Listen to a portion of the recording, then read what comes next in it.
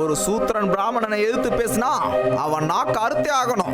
நம்ம சாஸ்திரங்கள் மந்திரங்களை எவனாவது கேட்டானா ஈயத்தை காய்ச்சி அவன் காதலையே ஊத்தணும். இதுதான் சரியான தண்டனை. அப்படின்னா நீங்க சொல்றபடி பார்த்தா இவன் ரெண்டையுமே செஞ்சிருக்கான். அவன் நாக்கு அறுத்து அவன் 2 காதலையும் ஈயத்தை காய்ச்சி ஊத்துங்க. அதிகாரத்துக்கு எதிராக பேசுற நாக்கை வெட்டுவீங்கன்னா அப்போ உங்க காதுகளை மூடிக்கோங்க. நான் திரும்ப திரும்ப அப்படிதான் பேசுவேன். வேணும்னா உங்க காதுகளை மூடிக்கோங்க.